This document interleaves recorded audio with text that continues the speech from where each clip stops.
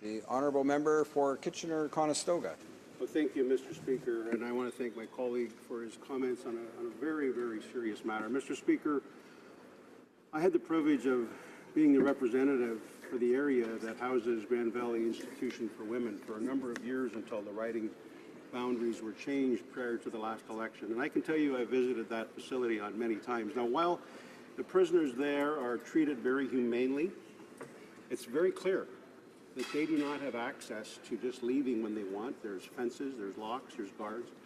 So in a very real sense, there's a good amount of security that's there. Here we have a situation where a murderer of an 8-year-old, someone, as my colleague pointed out, premeditated this act, abducted, raped, and murdered an 8-year-old. And only very shortly into her sentence, only 6 or 8 years into her sentence, is now granted the privilege of being at this healing lodge. Mr. Speaker, I've been contacted by a number of residents in my riding and beyond, and they're very concerned. In fact, I could use the term outrage. I'm just wondering if my colleague could comment on the numbers and the kind of communication that he's receiving from ordinary Canadians. In this place, one of our primary obligations is to ensure the safety of our Canadian citizens.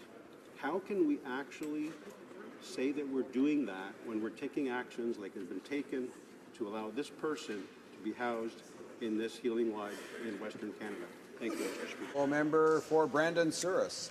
I want to thank my colleague for that important question as well. It is atrocious that the situation that he has described could be allowed to happen, Mr. Speaker, particularly as I've quoted a number of times Section 6 and 96 of the Corrections and Conditional Release Act.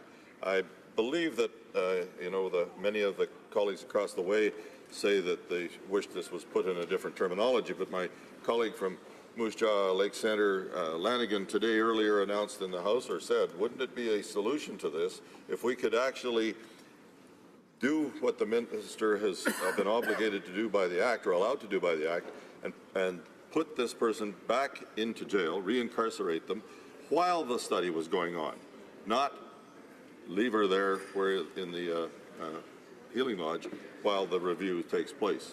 And I think that that's part of the answer that my colleague is looking for in regards to his question today. But given the situation that we're faced with, it would be onerous upon the minister to go ahead and make the decision to put this kind of a heinous crime committer back into incarceration.